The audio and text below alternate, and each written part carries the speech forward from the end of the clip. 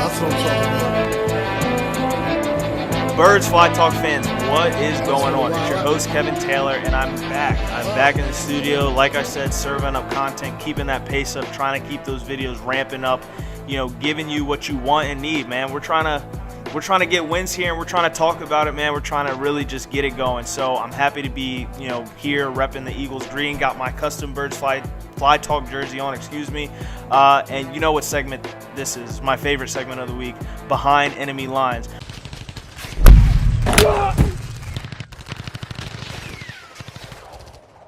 Before I say anything, please like, share, and subscribe to our YouTube channel. Hit that button right down there.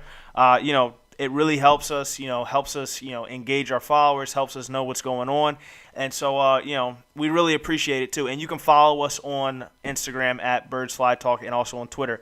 But anyway, like I said, this is Behind Enemy Lines. So this is a new series we started. Once a week, we go behind enemy lines. We talk to a rival page. Well, not a rival page, but a rival team page about that week's matchup. And we get, someone who's got their finger on the pulse, someone who knows what the hell they're talking about. You know what I'm saying? Because obviously we can look up all the stats we want, but having another fan who, dies with their team and lives with their team, it absolutely helps more than I can, tell you what the Chiefs are doing. So we got my man John from KC Chiefs Kingdom, the biggest Chiefs page on Instagram, and he's on the line right now. John, how's it going, my man? What's up, Kevin? We're excited to talk some football today. Absolutely. Let's go. Absolutely. Hey, well, look, you're in Birds country now, man, so we're flying high right over here.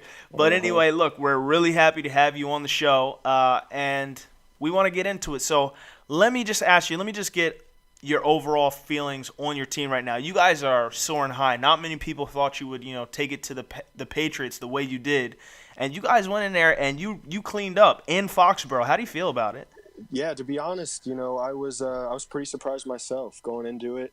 I knew we could play with them. I didn't expect us to go in there and dominate like we did. The first 3 quarters, it was pretty close, but we really stepped on their throat and took it to them that last quarter. Absolutely. And Kareem Hunt, who would have thought? I mean, I think about it. I'm like, I don't know if Spencer Ware would have put together that performance. Like, it was special. Yeah, no, absolutely. Kareem has those hands too. He catches the ball out of the backfield, but his power and vision is really special, and it's not something that I expected. Right. If you look at his stats, he averaged 11 yards per carry that game on 17 carries. So, that's ridiculous. It's pretty amazing. Yeah, and for him to first carry of the game, he fumbles. I don't think he lost a fumble once in college, right? Yep. 1 fumble in college, and then first play NFL career fumble. Wasn't a good start, but he finished well. I mean, I was like, well, welcome to the NFL, rookie. That's what I was thinking. And then all of a sudden, he's tearing it up. I mean, he's all over the place. He's catching balls out of the backfield. I remember when I saw, that first run, I think he, it might have been, through the B gap or something like that. And, I mean, he put his foot in the ground and went. And once I was like, wow, he's really got some power there. And Andy Reid, he's definitely got it. But anyway, welcome to the show. Thanks for having me. Yeah, for sure. We want to get your thoughts really on this game coming up. I'm super excited about it. It's our home opener. You guys are coming off a big win against the Redskins. Carson Wentz is playing really well, through a lot of passes. You guys have a lot of new players, so don't really know what to expect going into it. A lot of new defensive players. As well as LeGarrette Blount in the backfield, Alshon Jeffrey on the outside. So, and really that Patriots win was awesome, but it was bittersweet with that Eric Berry injury. Right. So that's something that I'm looking forward to seeing Eric Murray stepping in and Daniel Sorensen and Ron Parker having that safety's position. Right. And are you confident in them? Do your because I know Eric typically he did well against Gronk. How do you feel about that?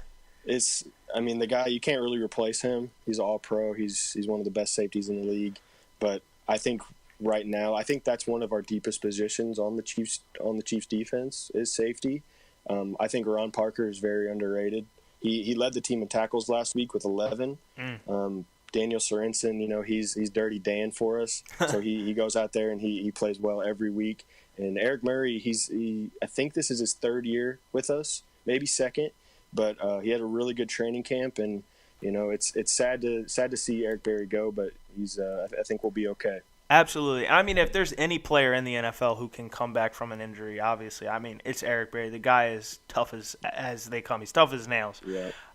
So let's look at some key matchups here. I want, give me one or two, people on, let's say, your offense who you're looking to have a big game against, our defense, who you feel like they favor, matchup, and favor well.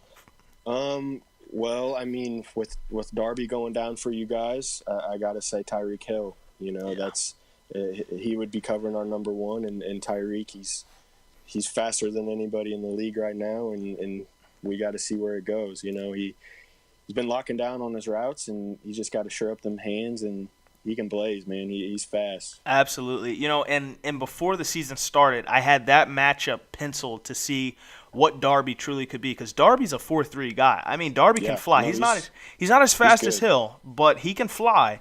And so to lose someone like that, I don't think. I mean, other than Deshaun Jackson, the Eagles have not typically faced a receiver this fast before. And I think he's faster than Deshaun, to be quite honest. So I'm like almost sure we're gonna get burned. I hope so.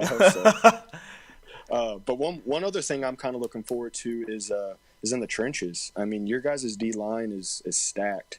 You guys have a bunch of players on that defensive line side, and our O line looked really well against the Patriots. So, this is the most consistent O line we've had in a long time, and hopefully we can stack up against you guys. And that's the crazy part about it, is that if the O line, like on your offense, your O line's playing well, like.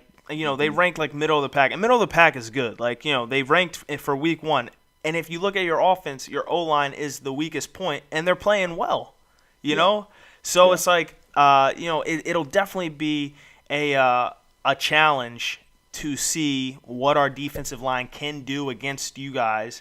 And I definitely, for me looking at it, that's a matchup where I'm like, you saw what Alex Smith could do once he had time. I mean, he was just shredding out there. I mean, made it, I'm sure Kansas, you guys probably were forgetting all about Patrick Mahomes, the way he was playing. Yeah, I mean, absolutely.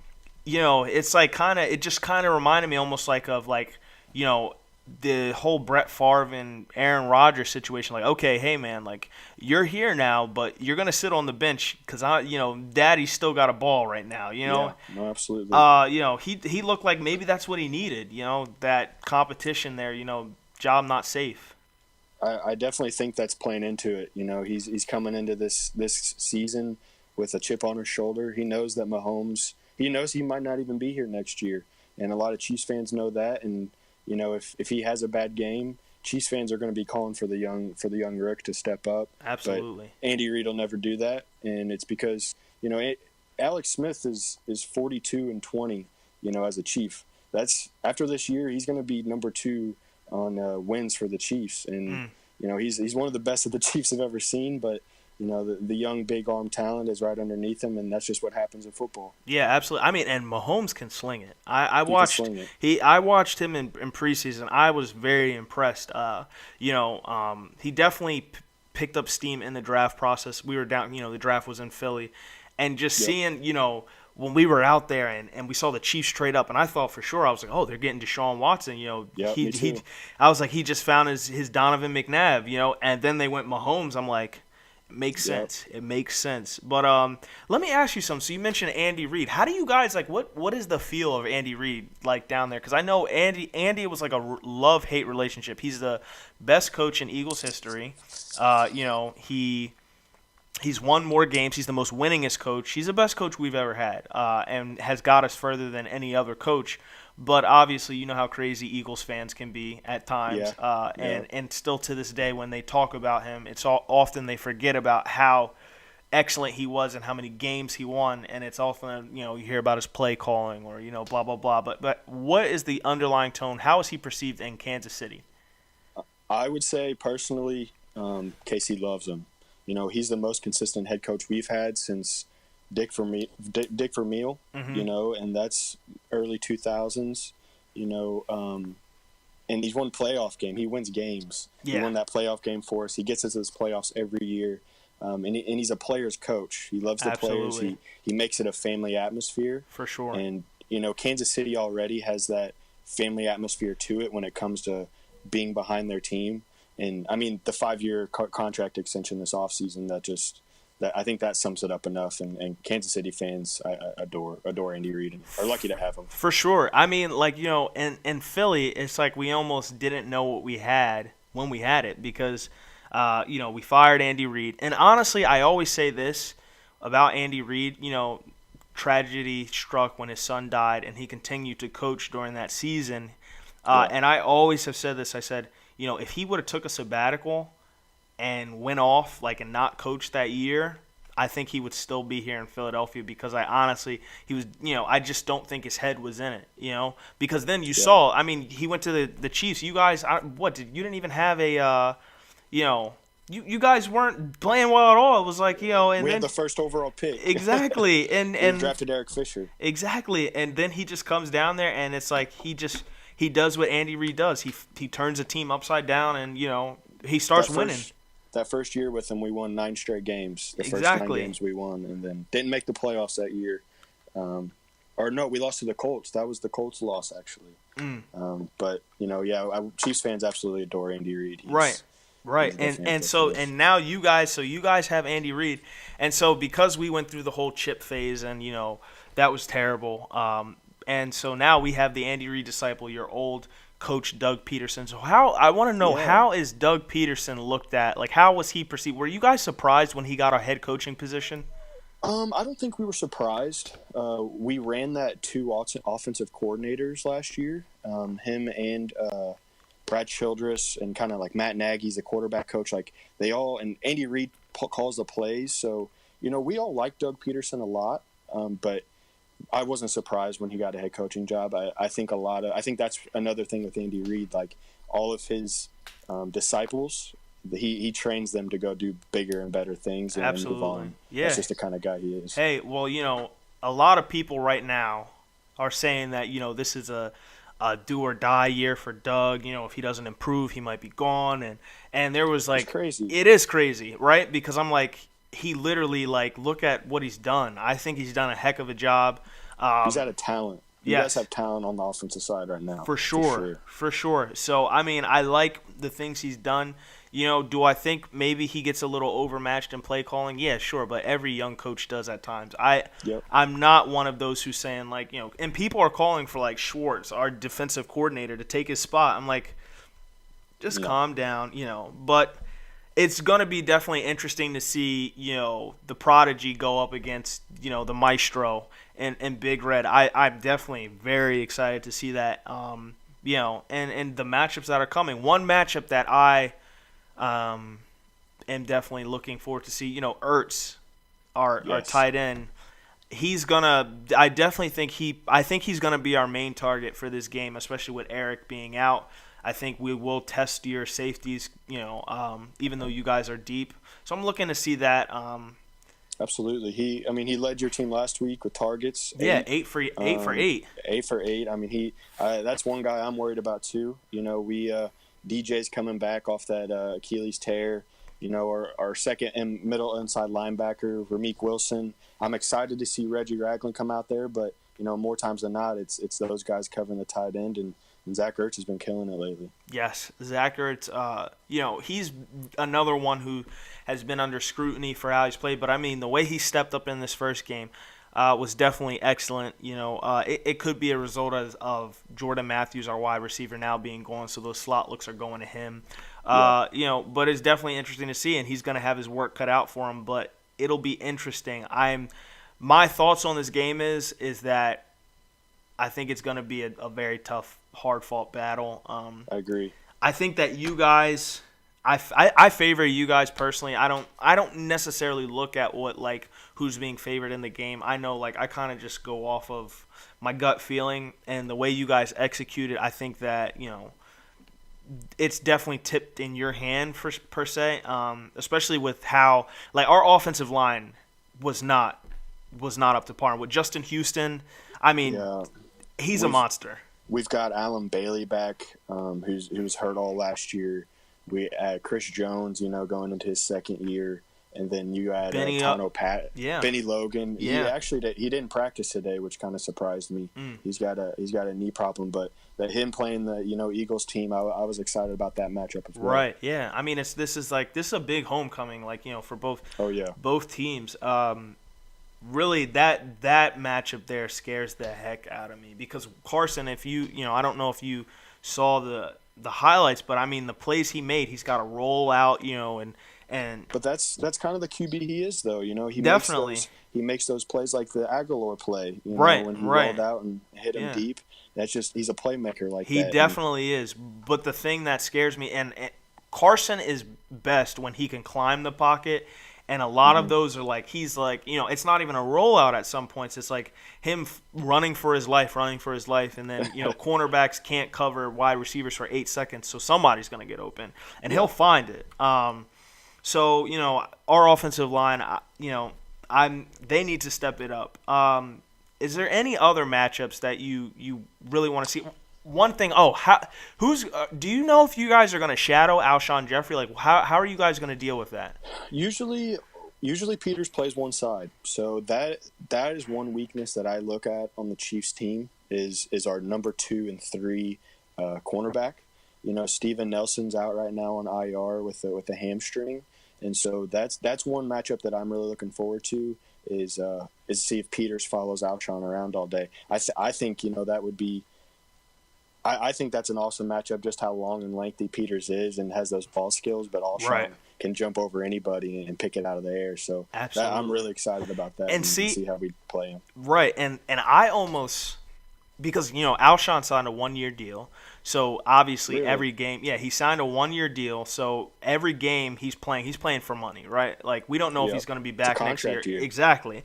So I want to see him – I want to see if he can earn it. I want to see, last week I wanted Josh Norman to follow him because I wanted to see what happens. I hope that he does get followed. And it'll definitely be a good matchup. Need him to, step up. The continuity between him and Carson Wentz hasn't been that great as of late. I haven't seen them locked in, but, who knows what'll happen. But, guys, look, Look, I told you this is my absolute favorite segment. I've got my man John here from KC Kingdom, KC Chief Kingdom on Instagram, and he's laying it down, dropping knowledge right here. So before we let him go, we have to get a score prediction for him, who's in favor, all that good stuff. So, John, what's your score prediction for the game? I think it's going to be a hard-fought game. I think there's going to be some points put up on the board. We're going to have to adjust with Eric Berry being out, and Carson Wentz. He's going to come in and ball out. But I think Chiefs Kingdom's going to win with a 34-28 score. 34-28, guys, for the Chiefs.